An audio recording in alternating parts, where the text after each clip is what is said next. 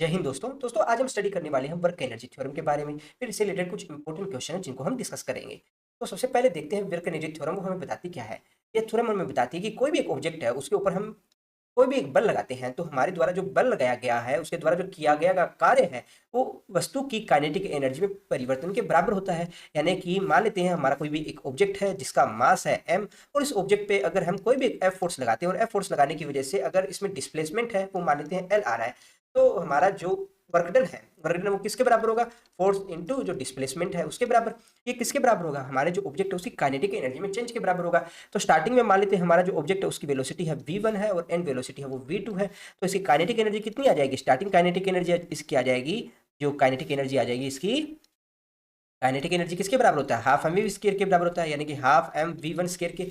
और जो एन जो इसकी काइनेटिक एनर्जी वो किसके बराबर हो जाएगा? काइनेटिक एनर्जी फाइनल वो किसके बराबर हो जाएगा? Half m v two square. तो यह थ्योरम हमें क्या बताएगी कि हमारे द्वारा जो किया जाने वाला जो कार्य है वो किसके बराबर होगा? चेंज इन काइनेटिक एनर्जी के बराबर। यानी कि जो काइनेटिक एनर्जी जो फाइनल है, final minus of kinetic energy जो इनिशियल है, और फाइनल कितनी है? Half m v two square, और इनिशियल कितनी है? Half m v one square. ठीक है, यानी कि हमारे द्वारा जो किया जाने वाला कार्य है वो चेंज इन काइनेटिक एनर्जी के बराबर होता है। ठीक है, अब इस कथन को हम प्रूफ करना भी सीख लेते हैं। इस तरह से वर्क एनर्जी थ्योरम उसका प्रूफ होगा, उसको देखेंगे।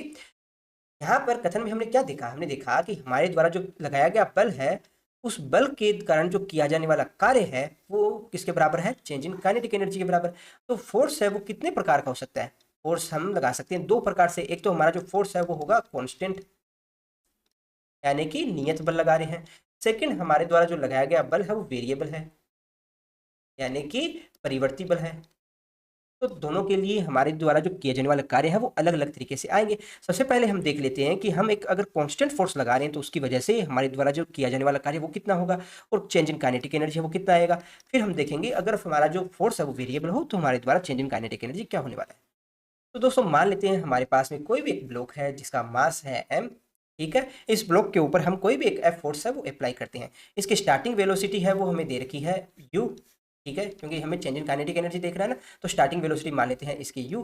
और इस एफ फोर्स की वजह से इसमें जो डिस्प्लेसमेंट आ रहा है उसको हम डिनोट कर देते हैं s से। ठीक है, और ये हमारा जो ब्लॉक है किसी एंड पोजिशन पे यहाँ पहुंचता है तब इसकी वेलोसिटी आ जाती है v। यहाँ तक कोई दिक्कत नहीं है। हम जानते हैं कि हमारे द्वारा जो किया जाने वाला कार्य है वो किसके बराबर होता है?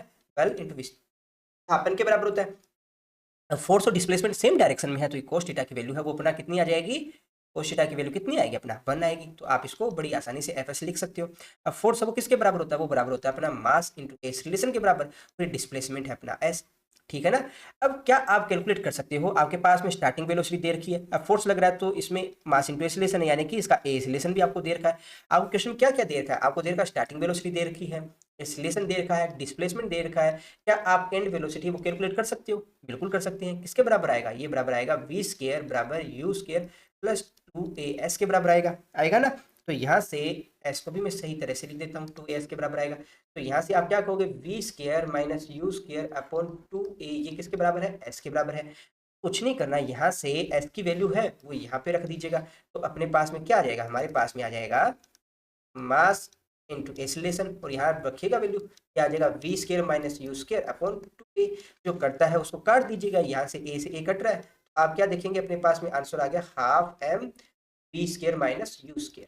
ठीक है ना। तो यहाँ पर आप क्या देखेंगे कि जो वर्क डन है वो किसके बराबर है? Half m v square minus of half m u square के बराबर। अब हाफ एम वी स्क्र क्या है? ये एंड काइनेटिक एनर्जी है, यानी कि जब हमारा ऑब्जेक्ट यहाँ पर पहुंचा है उस वक्त इसकी काइनेटिक एनर्जी है, यानी कि final kinetic energy. And half हम यूज किया, ये किसके बराबर है? ये है इनिशियल काइनेटिक एनर्जी। ठीक है ना। तो यहाँ पर वैल्यू पुट कीजिएगा तो क्या आ जाएगा? हमारे द्वारा जो वर्क डन है वो किसके बराबर है? Kinetic energy final minus of kinetic energy initial, यही होगा ना। या फिर इसको आप शॉर्ट फॉर्म में ये भी ले सकते हो, half m v square minus u square. ठीक है, तो आपके पास में फर्स्ट डेरिवेशन किस चीज की आई? जब हमारा जो फोर्स है, जो अप्लाई फोर्स है वो कांस्टेंट हो, एफ फोर्स है वो कांस्टेंट हो। ठीक है, अगर क्या होता कि हमारे द्वारा जो अप्लाई फोर्स है वो वेरिएबल होता। ठीक है, अगर हमारे द्वारा जो अप्लाई फोर्स है वो वेरिएबल होता तो उस कंडीशन में हमने देखा है कि हमारे द्वारा जो किया जाने वाला कार्य है वो किसके बराबर होता है? वो बराबर होता है d W equal to F vector dot d s vector. ठीक है। तो मान लेते हैं हमारा कोई भी एक ऑब्जेक्ट है जो स्टार्टिंग में किसी बिंदु ए पर उपस्थित है और उसे जाना है किसी एंड पोजीशन बी तक जाना है। अब स्टार्टिंग कंडीशन के अंदर इसकी जो पोजीशन है उसको हम दिखा देते हैं आर ए वेक्टर से डिनोट कर देते हैं। ठीक है, ये आप एक्स एक्सिस और वाई एक्सिस मान लेते हैं। ये आपकी इसकी स्टार्टिंग पोजीशन है उसको मैं आर ए वेक्टर से डिनोट करता हूँ और इसकी जो एंड पोजीशन है उसको हम आर बी से डिनोट कर देते हैं। ये आपका आर बी वेक्टर है, कोई दिक्कत नहीं है। अब किसी समय हमारा जो ऑब्जेक्ट है उसके ऊपर एक एफ फोर्स है वो अप्लाई करते हैं। यहाँ पर फोर्स एफ है, ठीक है ना। अब ये एफ फोर्स लग रहा है, इसके दो डायरेक्शन होगी, एक तो जिस डायरेक्शन में हमारा जो पाथ है उस पाथ की डायरेक्शन में होगी और एक इसका होगा परपेंडिकुलर डायरेक्शन के अंदर होगा ना। तो यहाँ पर जो डायरेक्शन में है, मान लेते हैं यहाँ पर जो एंगल बन रहा है वो कितना एंगल है, ये थीटा एंगल है। तो एक तो जिस डायरेक्शन में हमारा डिस्प्लेसमेंट हो रहा है उस डायरेक्शन में फोर्स लग रहा है और एक लग रहा है उसके परपेंडिकुलर डायरेक्शन में लग रहा है। ठीक है, तो आप क्या कहेंगे, जो फोर्स है वो कितने प्रकार का है, एक तो इसके परपेंडिकुलर डायरेक्शन में लग रहा है प्लस एक जिस डायरेक्शन में हमारा डिस्प्लेसमेंट है उस डायरेक्शन में। ठीक है, तो यहाँ से आप मुझे बताइए कि F vector dot d s vector वो किसके बराबर आएगा, ये बराबर आ जाएगा F vector perpendicular plus parallel dot d s vector.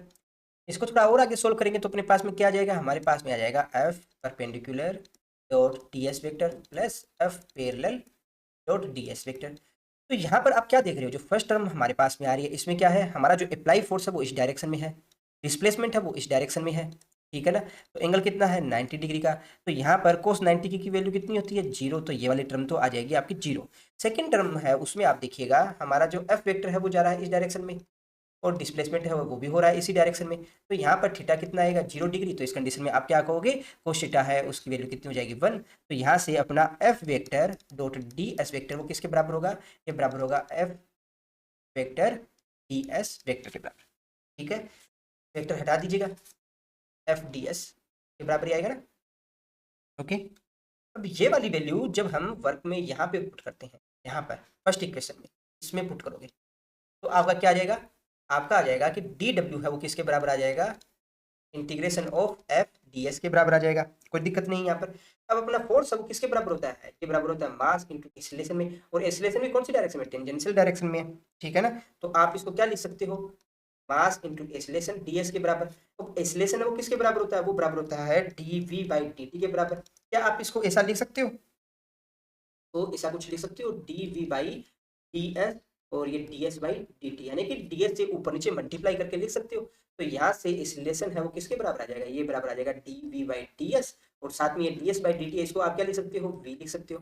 ठीक है ना, तो यहाँ से इस रिलेशन की वैल्यू आप यहाँ रखिएगा। तो यहाँ से वर्क डन है वो किसके बराबर हो जाएगा, ये बराबर हो जाएगा मास, और इस रिलेशन की वैल्यू यहाँ पर रखिएगा v d v by d s और यहाँ डी एस आ जाएगा, डी एस है डी एस कैंसिल आ जाएगा। देखिए इसको सोल्व करने का हमने लास्ट वीडियो में एक अलग मेथड से सोल्व किया था, आप दोनों ही में से कोई मेथड यूज कर सकते हो, दोनों ही आसान मेथड।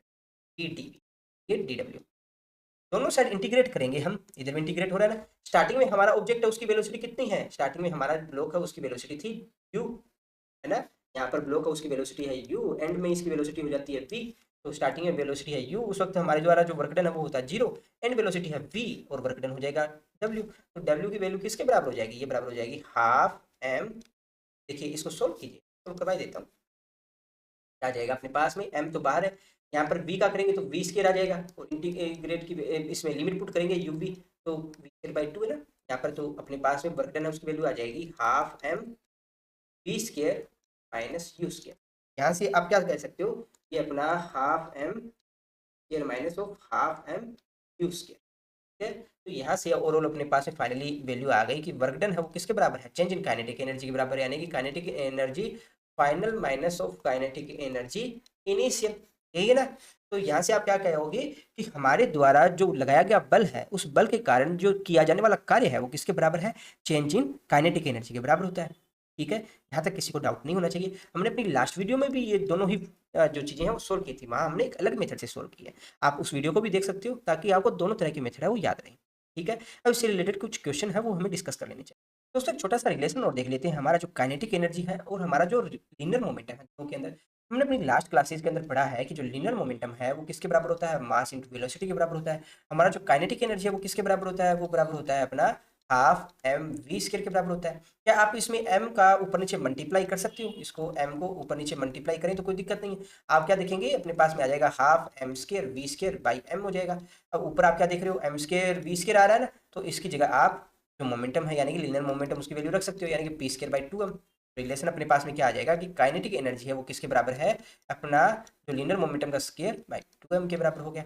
ठीक है, इसके अलावा एक चीज और आप निकाल सकते हो कि अपना जो मोमेंटम है, लीनियर मोमेंटम है, वो किसके बराबर होगा, वो बराबर होगा 2m काइनेटिक एनर्जी के बराबर, है ना। तो कोई भी तरीके से इसको आप याद रख सकते हैं, परंतु इससे रिलेटेड कुछ ग्राफ है उनको भी हमें समझ लेना चाहिए। सबसे पहले आप देखिए हमारा जो काइनेटिक एनर्जी है, काइनेटिक एनर्जी है वो किसके बराबर है, अपना हाफ एम वी स्क्वायर के, यानी कि जो काइनेटिक एनर्जी है वो समानुपाती है वी स्क्वायर के। अब हमने पढ़ा है इसमें जो अपना पैराबोला का जो ग्राफ है वो पढ़ा है, उसके अनुसार क्या होता है, काइनेटिक एनर्जी और वेलोसिटी में अगर आप ग्राफ खींचना चाहो, ठीक है, ये कब आएगा, जब हमारा एम है वो कांस्टेंट है, हमारा अगर जो द्रव्यमान है वो कांस्टेंट हो, तो उस कंडीशन में जो काइनेटिक एनर्जी और वेलोसिटी में ग्राफ क्या बनेगा, काइनेटिक एनर्जी और वेलोसिटी में ग्राफ कुछ ऐसा बनेगा। पैराबोला का ग्राफ देखा होगा, ऐसा ही ग्राफ यहाँ बनेगा, है ना।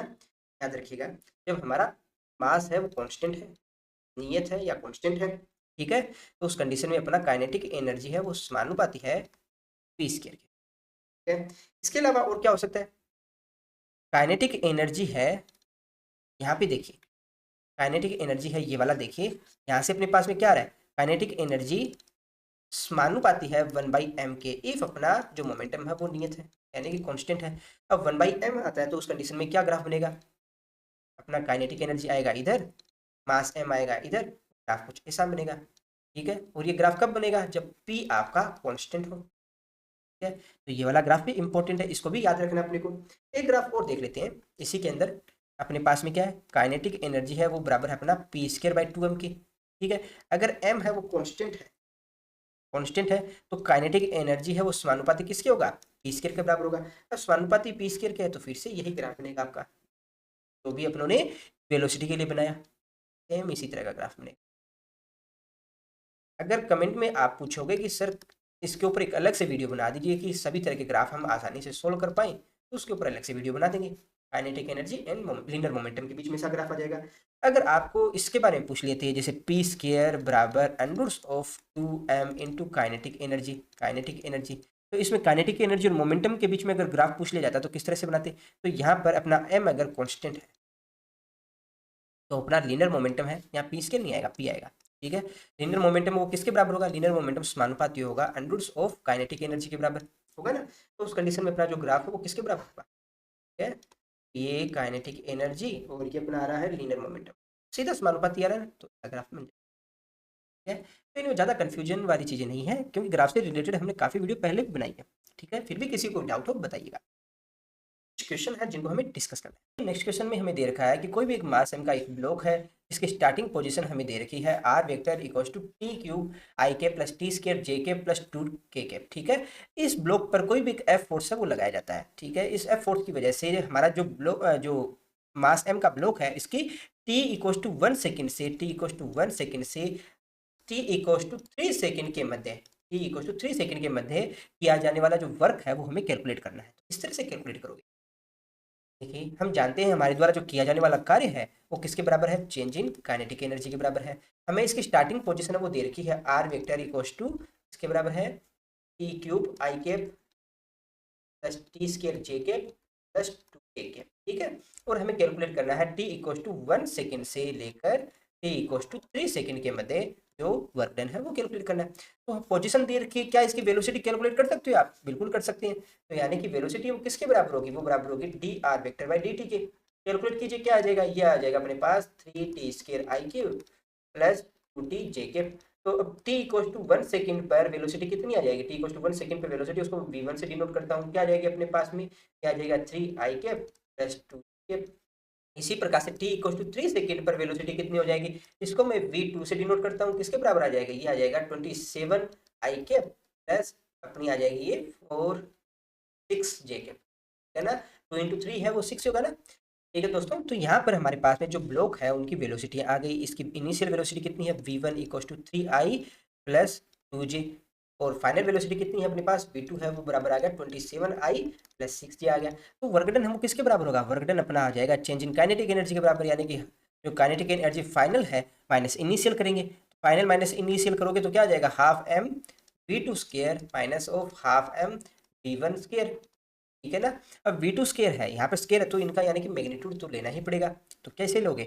हमने पढ़ा है पहले, मैंने लास्ट वीडियो में बताया था ना आपको कि जब भी आपको वी स्केयर दे रखा हो तो आप उसको क्या कहेंगे, v vector dot v vector की फॉर्म में लिख सकते हो ना। तो आपके पास वी वन स्केयर है, इसके बराबर किसके बराबर होगा, v one vector dot v one vector के बराबर आएगा। तो क्या रखोगे वैल्यू, थ्री आई के प्लस टू जे है, ये किसके बराबर होगा, 3i प्लस 2j से। तो यहाँ से जो सेम कंपोनेंट है उसको सेम से मल्टीप्लाई करेंगे तो अपने पास आ जाएगा 9 प्लस 4 यानी कि इसकी वैल्यू आ गई अपने पास 13। इसी प्रकार से अपना v2 स्केयर है उसकी वैल्यू कितनी आ जाएगी, v2 स्केयर की वैल्यू आ जाएगी, यहाँ से वैल्यू पुट कीजिएगा क्या है 27i के प्लस 6j, मल्टीप्लाई करेंगे 27i प्लस 6j से।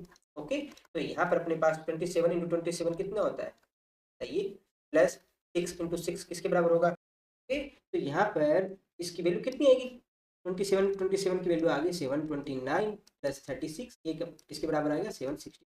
ठीक है, अब V1 की वैल्यू यहाँ पुट कीजिए, V2 की वैल्यू यहाँ पुट कीजिए, तो फाइनली अपने पास में क्या आ जाएगा, अपने पास में जो वर्क है उसकी वैल्यू आ जाएगी W equals to half m। अब V2 square minus V1 square रखिए, क्या हो जाएगा, V2 स्केयर की वैल्यू कितनी है 765 माइनस 13 किसके बराबर आ जाएगा, ये बराबर आ जाएगा भाई हाफ m। इसको आप इसमें से घटाकर 2 का भाग देंगे तो अपने पास में आ जाएगा लगभग ये आ जाएगा, आप खुद भी कैलकुलेट कीजिएगा, लेकिन 365।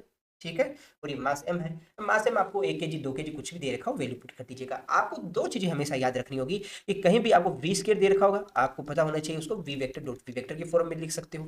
ठीक है, सेकंड क्या याद रखना है कि अगर आपको काइनेटिक एनर्जी दे रखी है, कोई भी टाइम पीरियड दे रखा है, तो हम काइनेटिक एनर्जी से वर्क डन है वो कैलकुलेट कर सकते हैं। ठीक है ना, एक क्वेश्चन और देख लेते हैं इससे रिलेटेड। नेक्स्ट क्वेश्चन में हमें दे रखा है कि कोई भी एक ऑब्जेक्ट है जिसका मास m है, उसको हॉरिजॉन्टल के साथ किसी एंगल थीटा के ऊपर किसी स्टार्टिंग वेलोसिटी u से उसको प्रोजेक्ट किया जाता है, यानी कि हमारा जो ऑब्जेक्ट है वो प्रोजेक्टाइल मोशन कर रहा है। ठीक है, क्वेश्चन में हमें कहा गया है कि इस ऑब्जेक्ट को इसकी स्टार्टिंग पोजीशन से उसको h मैक्सिमम तक लेके जाने में, यानी h मैक्सिमम यानी कि इस हाइट तक लेके जाने में हमारा जो ग्रेविटेशनल फोर्स है उसके द्वारा जो वर्क डन है वो हमें कैलकुलेट करना है। ठीक है, इस क्वेश्चन को 2 तरीके से हम सोल्व करना सीखेंगे। पहला जो मेथड रहेगा उसमें हम क्या करेंगे, हम जानते हैं h मैक्सिमम वो किसके बराबर होता है, आपने सेकंड चैप्टर में पढ़ा होगा, h मैक्सिमम बराबर होता है u square sin square theta upon 2g के बराबर होता है। ये हाइट अपने पास 2g होगी, तो वर्क डन है वो किसके बराबर होता है, वो बराबर होता है अपना जो फोर्स होता है और जो डिस्प्लेसमेंट होता है उसके बराबर। ठीक है ना, अब जो देखिए फोर्स कौन सी डायरेक्शन में लग रहा है, हमारा जो ऑब्जेक्ट है उस पर फोर्स लग रहा है डाउनवर्ड डायरेक्शन में, डिस्प्लेसमेंट हो रहा है अपवर्ड डायरेक्शन में, तो एंगल कितना है दोनों के बीच में 180 डिग्री का एंगल है, तो आप क्या कहेंगे माइनस ऑफ एफ एस के बराबर हो जाएगा। अब फोर्स कितना लग रहा है, फोर्स आप कहेंगे माइनस ऑफ एम जी लग रहा है। डिस्प्लेसमेंट कितना है, डिस्प्लेसमेंट है आपका you square sine square theta upon 2g के बराबर लग रहा है। ठीक है, जो करता है उसको काटिए, यहाँ से g कैंसिल हो जाएगा, तो आपने पास फाइनल आंसर आ जाएगा, क्या आ जाएगा minus of m u square sine square theta by 2। ये क्या आ गया अपना वर्क डन आ गया। ये हो गया आपका फर्स्ट मेथड हो गया। सेकंड मेथड से हम सीखते हैं कि किस तरह से हम काइनेटिक एनर्जी की हेल्प से इस प्रॉब्लम को सोल्व करेंगे। सेकंड मेथड की बात करें तो हम जानते हैं कि हमारे द्वारा जो वर्क डन है वो किसके बराबर है, चेंज इन काइनेटिक एनर्जी के बराबर है, यानी कि kinetic energy final minus of kinetic energy initial के बराबर।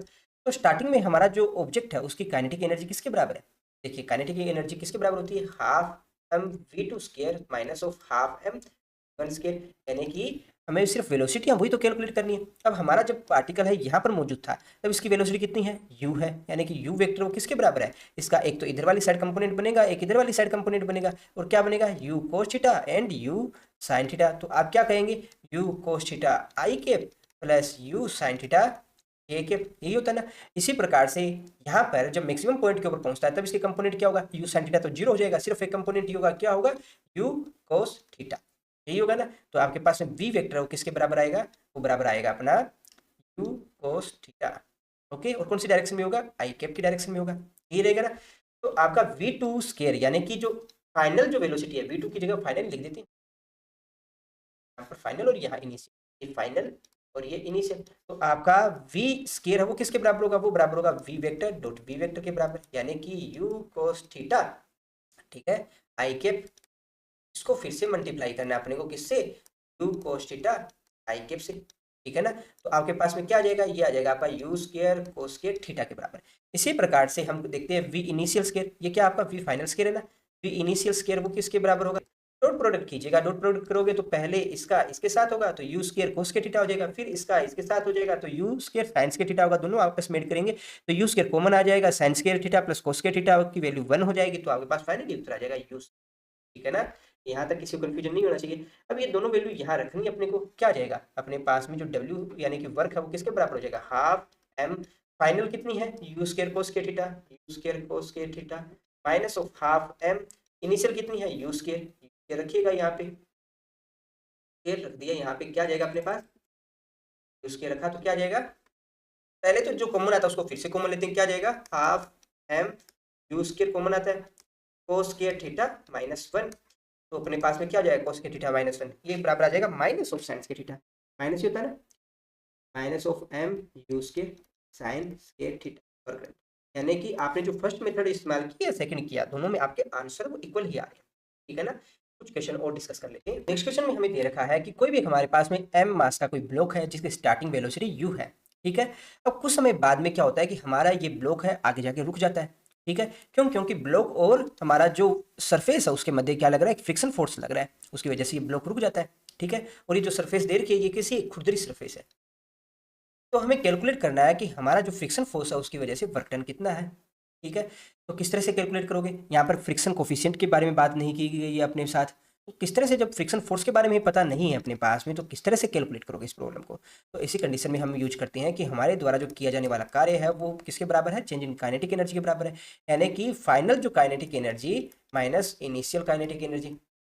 ठीक है, फाइनल और इनिशियल की वैल्यू रखिए, फाइनल वेलोसिटी कितनी है 0 है, तो ये वाली टर्म तो 0 हो गई, माइनस इनिशियल रखेंगे तो हाफ एम यू स्क्वायर के बराबर आ जाएगा, तो ओवरऑल वैल्यू किसके बराबर आ जाएगा, minus of half m u square. यहाँ पर एक चीज देख रहे हो, यहाँ नेगेटिव साइन के साथ आ रहा है, नेगेटिव साइन आ रहा है ना, नेगेटिव साइन अपने को क्यों दिखा रहा है, क्योंकि यहाँ पर जो अप्लाइड फोर्स है, तो अप्लाइड फोर्स कौन सा है, फ्रिक्शन फोर्स, उसकी वजह से अपना यहाँ नेगेटिव वर्क हो रहा है। नेगेटिव वर्क क्यों हो रहा है, डिस्प्लेसमेंट तो हो रहा है हमारा इस डायरेक्शन में, अब चाहे वेलोसिटी कम हो रही हो ज्यादा हो रही हो, परंतु डिस्प्लेसमेंट तो इसी डायरेक्शन में हो रहा है, यानी पॉजिटिव एक्स डायरेक्शन में हो रहा है, और वर्क कौन फोर्स कौन सी डायरेक्शन में लग रहा है, नेगेटिव एक्स डायरेक्शन में, है ना। तो एक चीज और आपने देखा जो हमने थोड़ी देर पहले भी डिस्कस किया था कि अगर हमारे द्वारा जो वर्क डन है वो नेगेटिव है तो उसका मतलब क्या है कि पार्टिकल है या ऑब्जेक्ट है उसकी वेलोसिटी टाइम के साथ कम हो रही है, तो यहाँ कम ही हो रही है। ठीक है ना, एक क्वेश्चन और डिस्कस करते हैं दोस्तों। हमारा जो नेक्स्ट क्वेश्चन उसमें हमें दे रखा है कि एक ट्रक है जिसमें कोई एक मास m का एक ब्लॉक रखा गया है, जैसे ही हमारा ट्रक है किसी ए एसिलेशन से या किसी भी एसिलेशन से आगे की तरफ जाना शुरू करता है, वैसे ही हमारा जो ट्रक में रखा जो ब्लॉक है वो जाकर ट्रक के जो बैक साइड है वहां से टकराता है, और किस वेलोसिटी के साथ टकराता है, v नॉट वेलोसिटी के साथ टकराता है।